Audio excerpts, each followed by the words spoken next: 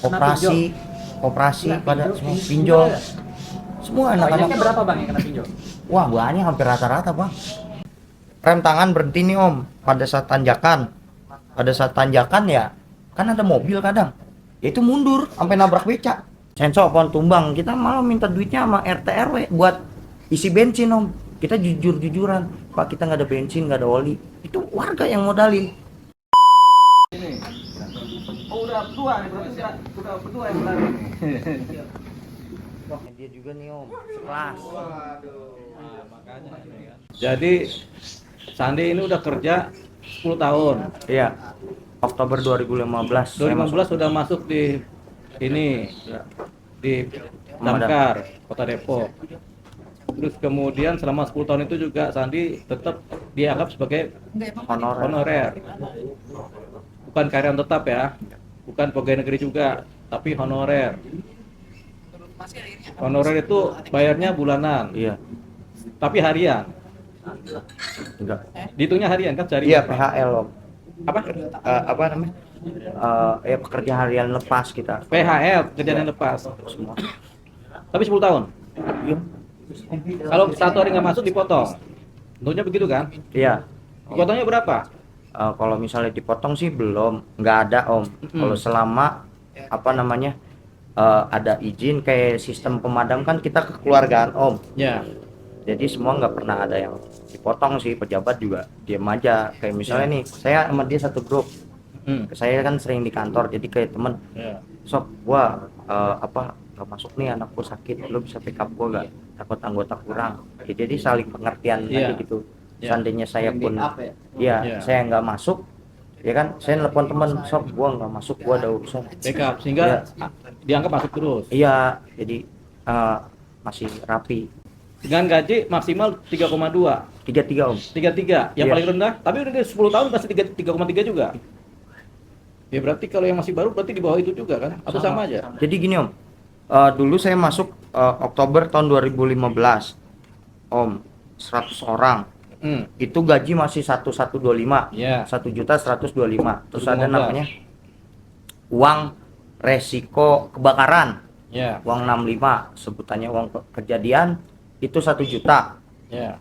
Kita dipaksa untuk tanda tangan nerima 1 juta, tapi Ya. fakta lapangannya nerima cuma 600. Akhirnya Ya. kan saya ungkap tuh, Ya. andang udah begitu. Terus ditekin lah gaji kita itu jadi 3.400.000. Ya. Tapi masih dipotong 250.000. Ya. Iya 250.000, akhirnya dipotong lagi 200.000 om. Itu akhirnya saya viral. Nah jadi potongannya itu cuma 98.000. Ya. Jadi nerima ke ATM 3.290 berapa? 90 ribuan karena kan dipotong ATM bulanan tuh. Pandangannya ke sini. Ya begitu om. Jadi nah terus juga selama kita bekerja nih om, kalau misalnya kita protes dikit itu diancam. Siapa yang ngancam tuh? Banyak pejabat rata-rata. Pejabat Damkar atau pejabat luar? Pejabat damkar gitu. Jadi ngomongnya ngomongnya gitu, lu masih honorer aja, lu banyak orang yang masih mau kerja di sini, lu bisa gue pecat gitu, rata-rata ngomong semua. Waktu itu kan dia sering ngomong gitu pada saat saya awal viral tuh, udah jadinya udah pada nggak ada yang nggak berani ngomong gitu om. Ya. Jadi yang penting kan gaji sampai sekarang sebulan cuma 3,2 Iya. dan kerja 10 tahun honorer ya. Terus ini juga om, perawatan kayak anak-anak tuh banyak barang yang rusak Ya. om di damkar itu. Anak-anak kan banyak netizen, wah siapa suruh ngerawat, kita ngerawat om. Selama masih bisa kita akalin, kita akalin. Tapi semua yang honorer kan ada 200 orang ya? Iya. Ya, itu mereka merawat barang ini kan? Merawat om, merawat semua. Semuanya mereka rawat. Iya semuanya kita rawat. Selama kalau memang udah rusak parah, kita ngomong, kita udah ngomong, kita bikin nota dinas ya tetap aja. Nggak Itu ada, mereka nggak ya ada pembelaannya gitu ya. Kita kan mikir itu kan ada anggarannya setiap tahun. Ya, tapi kok nggak diturunin. Bahkan om kalau dibilang jujur, warga juga nilai kok. Setiap misalnya kita panggilan sensor pohon tumbang, kita malah minta duitnya sama RT RW buat isi bensin om. kita jujur-jujuran, Pak kita nggak ada bensin, nggak ada oli, itu warga yang modalin gitu om.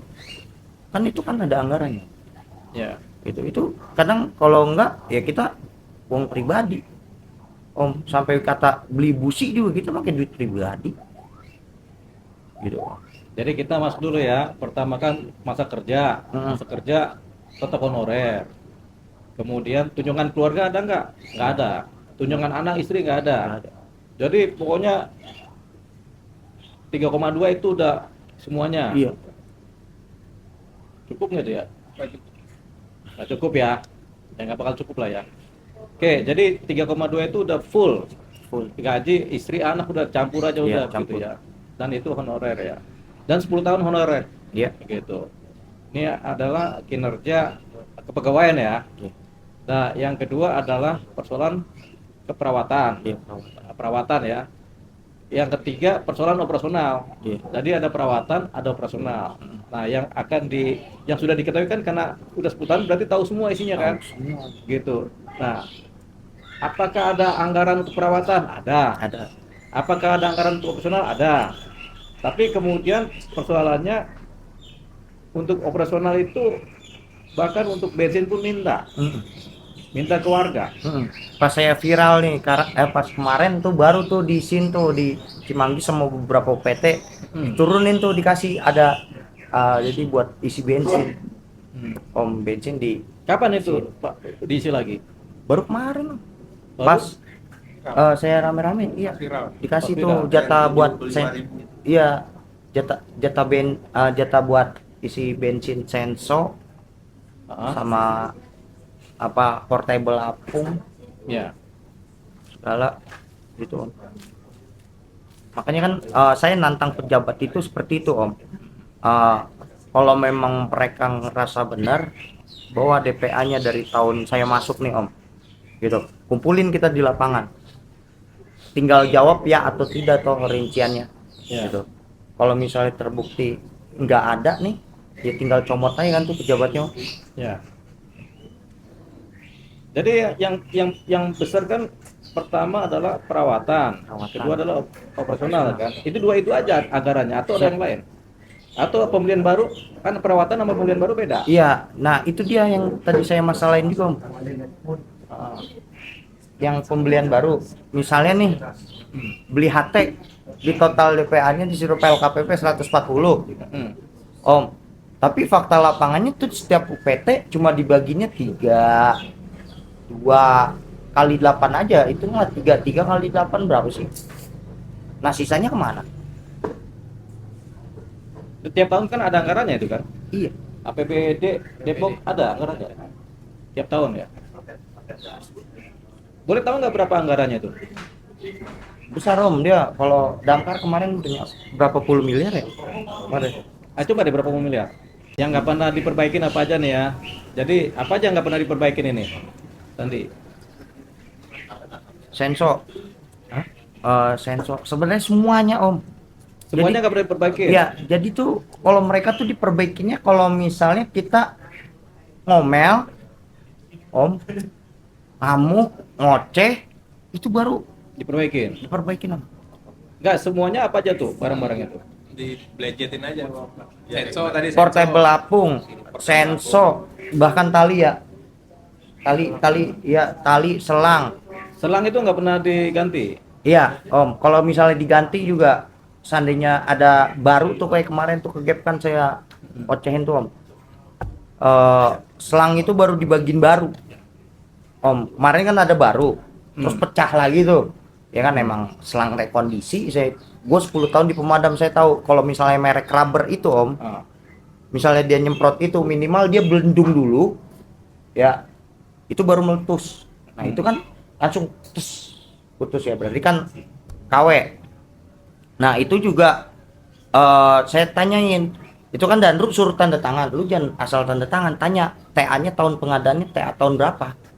Ada ini nggak? Ada di pegawai itu ada ini nggak? Apa peningkatan tuh dari honorer menjadi pegawai tetap? Ada om, tapi kan saya nggak ada orang dalam. Ya mungkin teman-teman kan tahu partai om. Kita kan ya apa sih om? Tapi dengan peralatan yang udah lama semua, udah rusak semua, Iya. nggak maksimal lah ya, nggak bisa ya. Kurang maksimal Om. Karena nanti kan yang dikejar korupsinya, ya. Apa indikator korupsi itu? Yaitu ada anggaran tapi nggak dipakai, kan begitu. Kan kita pertanyakan seperti ini juga Om. Kan udah ada undang-undang tuh tentang transparansi. Ada nggak foto-foto ini peralatan? Ada. Mana? Banyak nih. Coba deh, ini dikirim semua. Yang paling terbaru apa yang rusak ini? Masih rem tangan sih Om. Enggak semuanya. Mobil yang efeknya apa bang kalau rem tangan sampai nggak diperbaiki? Ya, efeknya gimana ya? Operator itu deg-degan Bang. TKP kan kita nggak ada yang tahu. Kalau misalnya ditanjakan berhenti mendadak, kan kalau misalnya mobil pemadam itu kan bawa air, volume air, ya kan itu kan pasti berat. Kalau misalnya mundur kena orang, itu ya kadang kan gitu Bang. Intervensi ya itu doang paling intervensi yang kayak misalnya SP tugas, setiap gua laporan tugas paling nama gua dihilangin. Ya dari distrik, guru dijadiin pejabat, dari camat, lurah. Ya abang-abang tahu lah ya nggak usah nutup mata ya kan. Kan, Sogur udah nggak didampingi. Ini ceritanya curhatan Sandi kalau gitu nih ya. Iya. Iya. Ternyata memang anggaran dan Kota Depok tidak jadi skala prioritas. Oh ya. Makanya anggaran mereka kecil cuma berapa tahun kan? 40 sampai 36 36 M apa? 34.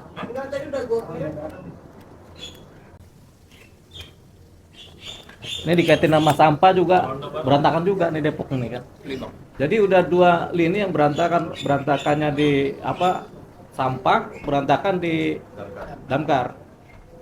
Emang jadi skala prioritas Pak? Hah? Emang tugasnya Nggak jadi? jadi skala prioritas. Iya 3. Makanya bingung juga sih. Kemacetan tuh. Dulu ada pot. Semuanya nggak ini, semuanya nggak ada yang dijalani gitu. Om, ntar malam aja di handphone. Sono ya. Ya. Jadi adalah upaya dari Sandi selaku pegawai yang bekerja di Damkar Kota Depok ini yang karena sudah melihat banyak kecurangan dan dugaan-dugaan korupsi yang terjadi di kantornya, makanya beliau akan melaporkan ke pihak yang berwajib. Hanya saja nanti data-data lengkapnya ada di beliau. Kemudian beliau juga sudah melaporkan ke Ombudsman ini mengenai dugaan-dugaan kecurangan atau korupsi di Damkar Kota Depok ini ke Ombudsman ya. Nah, kalau dari sisi kami ini penting karena ini Damkar ini sebenarnya adalah termasuk ujung tombak dalam penyelamatan sisi nyawa manusia kalau ada kebakaran.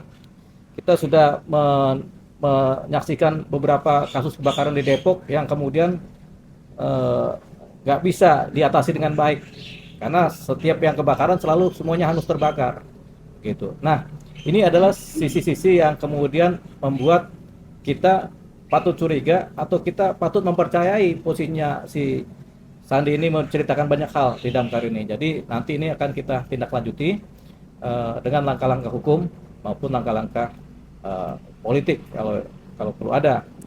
Karena banyak juga di pemerintahan Kota Depok ini yang lalai.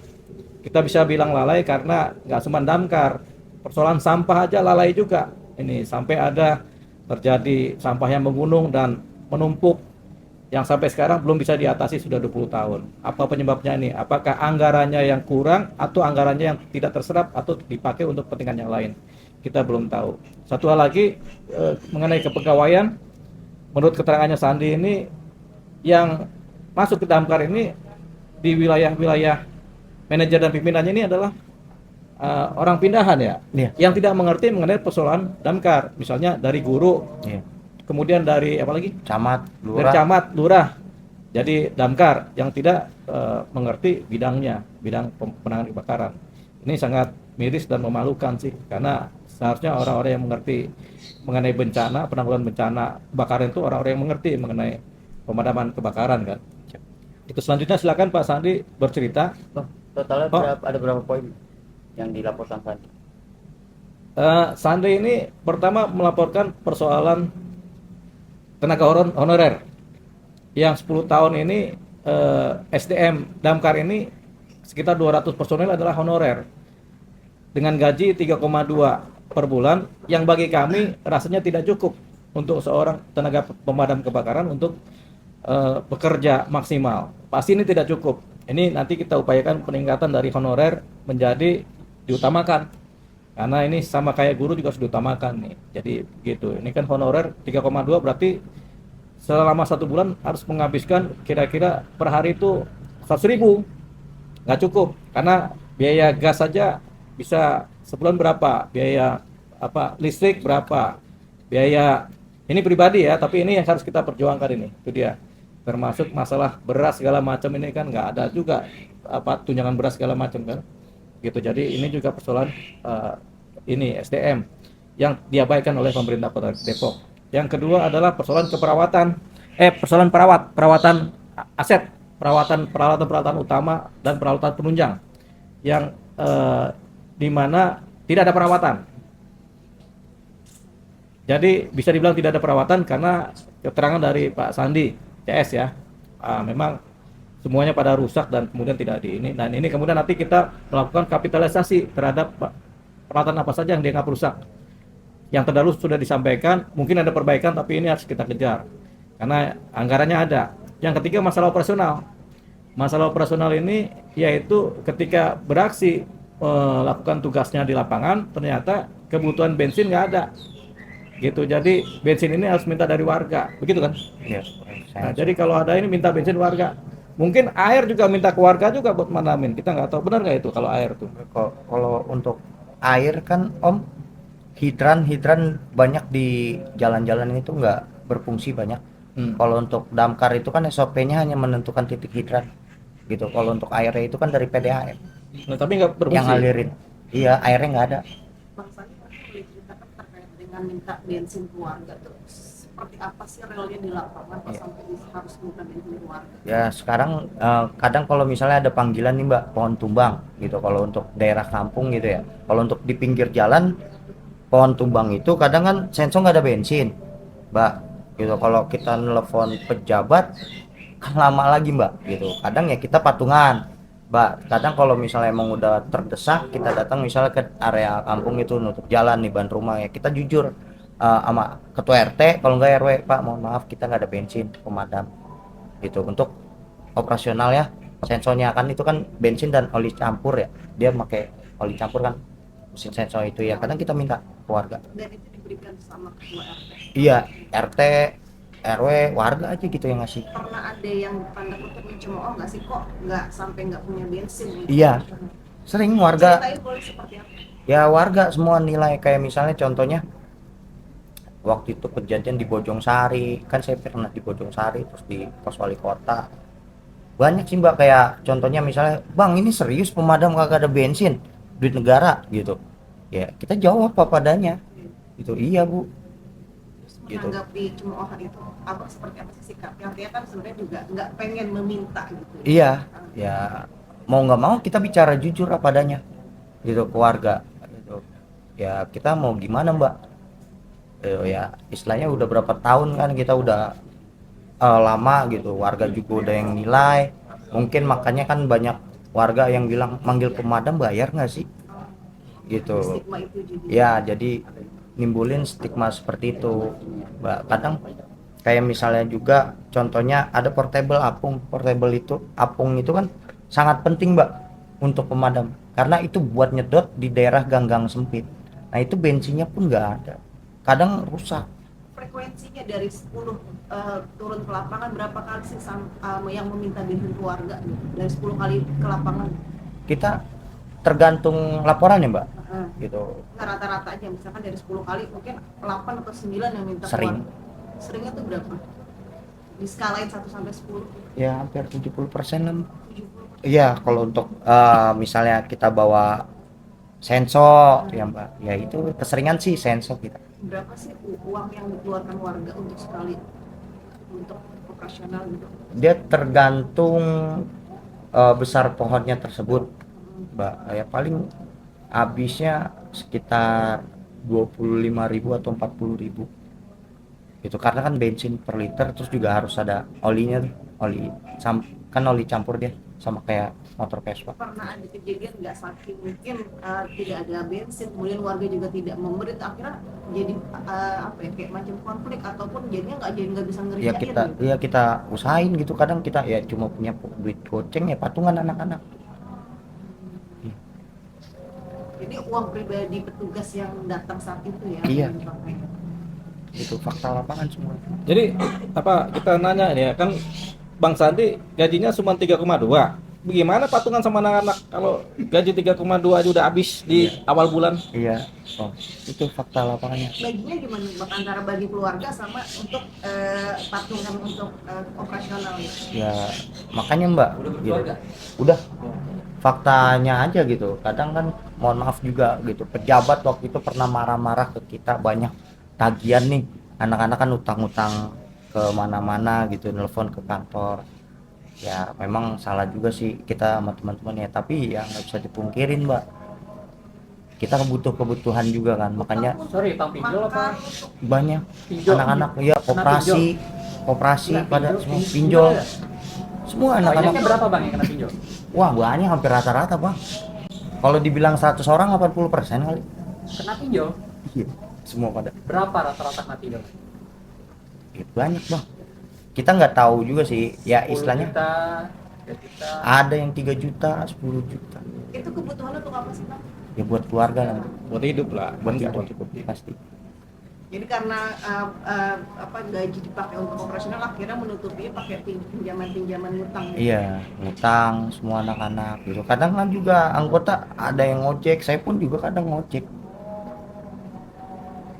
Gitu. Paling gede berapa Bang kena utang pinjol teman-teman? Paling gede Berapa ya? Ada yang 20 Bang, 20 juta. 20 juta, ada yang di koperasi, ada yang galbay, ada yang sering disamperin sama kantor juga. Gak ada ya? Eh apa? Galbay sih, kalau galbay apa pinjol. Ya gagal bayar pinjol. Ya pinjaman berulang gitu kan. Ya. Gali lubang tutup lubang. Bang, ini kan tadi kan sampai ada ancaman dari Sandi bahwa akan memproses kasus ini ke ranah hukum. Ya. Pertanyaannya kemana akan melapor nanti kalau abang merana? Ke KPK kah? Ke kejaksaan kah? Apa ke Ya. polisi kah? Jadi ini kan ceritanya Sandi banyak ada dugaan-dugaan kecurangan, korupsi ya. Ya tentunya kita laporkan ke Kejaksaan Negeri Kota Depok. Karena di sana kan ada bagian penanganan korupsinya juga. Gitu. Kalau KPK ini susah mereka menangani karena ada plafon angka kan. Sementara anggaran di Kota Depok ini berapa Sandi anggaran untuk damkar totalnya? Ada 2 miliar. 34 miliar untuk keseluruhan, tapi kalau untuk masalah perawatan itu hampir 1 M. Jadi Ya kalau untuk di global Om, Heeh. kalau untuk di global itu bisa lebih dari 1 miliar sampai berapa miliar kali. Iya berarti kan ada anggaran ya. Iya. Tapi anggaran ini mungkin nggak dipakai oleh mereka yang Iya. Nah, jadi kita akan laporkan ke Kejaksaan Negeri Kota Depok, gitu, biar ditelaah. Karena begini, ini di Depok ini tampaknya pemerintah kotanya itu lalai dalam menangani masalah-masalah yang seperti ini, kayak di divisi damkar ini. Kenapa? SDM Kota Depok ini gaji cuma 3,2, honorer 200 orang. Berarti kan SDM-nya lemah. Bagaimana bisa menangani pemadaman kebakaran kalau SDM sendiri udah nggak punya amunisi buat hidup? Itu artinya paling 3,2 itu 2 minggu juga udah habis. Mau minggu terakhir ini ada kebakaran, mereka dengan sisa-sisa tenaga. Jadi kayak pasukan suruh perang tapi nggak dikasih makan, kurang makan lah ya. Ya jadi mati begitu. Jadi nggak akan pernah menang ini. Itu baru SDM-nya. Kedua, perawatannya juga kan tidak jalan. Ini juga lemah juga. Yang ketiga, operasional juga tadi dibilang harus minjem-minjem atau minta-minta ke warga. Berarti kan lemah juga. Jadi 3 indikator yang lemah ini yang menyebabkan kita menilai damkar Kota Depok ini adalah lemah. Berarti kemampuan mereka bekerja cuma sekitar 10-15%. Jadi tidak pernah maksimal. Nah, siapa yang perlu disalahkan? Tentunya perlu disalahkan adalah pemerintah Kota Depok sendiri. Ini. Jadi mereka nih yang salah nih. nggak cuma masalah kebakaran, masalah sampah juga mereka ini bikin kasus juga nih. Karena 20 tahun nggak pernah beres-beres juga ini persoalan sampah di Kota Depok ini. Begitu. Jadi kita mau nggak mau kita harus memproses ini supaya ada peningkatan kinerja. Kalau kita proses perawatannya, kita proses operasionalnya, kita proses SDM-nya, SDM jadi kuat, nanti kan ada peningkatan kinerja kan? Gitu kan Sandi maunya. Walaupun nanti Sandi juga jadi martir kan kita mengucapkan sangat terima kasih. Walaupun nanti sewaktu itu jadi martir, tapi kita rasa tidak lah. Karena kita akan backup sampai kapanpun kepentingannya Sandi ini supaya dia tetap menjadi corong untuk menyuarakan kebaikan di Kota Depok. Sebenarnya ini Sandi ini yang cocok jadi pimpinan di Kota Depok ini. Ya Sandi ya. Jadi biar nggak ada korupsi kan. Nggak tahu kalau ini. Tapi kira-kira begitu. Pertanyaan lain Bang Aru? Ya.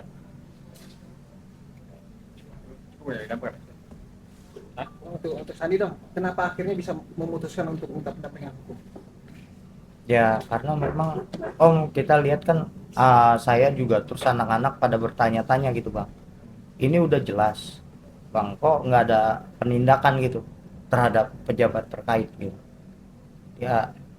Kita udah menderita beberapa tahun apa segala macem kok nggak ada penindakan, enjoy aja. Apakah ada backup tertentu, ada oknum yang mungkin dibayar seperti itu. Bang, Karena poin-poinnya aja Bang, yang poin-poin dugaan korupsinya di apa aja Bang? kayak misalnya perawatan itu jelas toh udah ada total anggarannya gitu. Terus juga kayak misalnya pengadaan, saya nggak ngebahas pengadaannya itu berapa, tapi yang kita bahas itu misalnya di Survei KPP TA tahun sekian, misalnya pengadaan HT totalnya 140, tapi fakta lapangannya itu yang dibagikan ke anggota itu berapa, sisanya itu kemana, itu yang kita pertanyakan. Itu seperti itu. Berapa sih dibagi? Ya kalau untuk fakta lapangan dicek aja Mbak gitu kan, kita siap kok. Kayak misalnya di Cimanggis HT-nya itu cuma ada 2 biji. Ada berapa divisi di wilayah Kota Depok ini? Ada 8 tempat Om. Kalau ya paling banyak itu kayak misalnya di Mako. Kalau di Mako saya kurang tahu ya.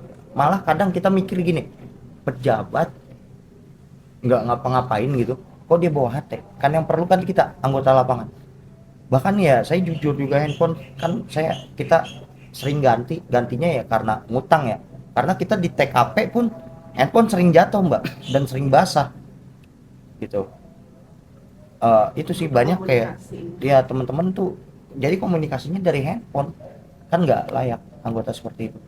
Nah, barang-barang apa aja yang memang penting yang kemudian gak dirawat? Kalau dibilang penting Om, semua di pemadam itu barang penting. Apa aja tuh?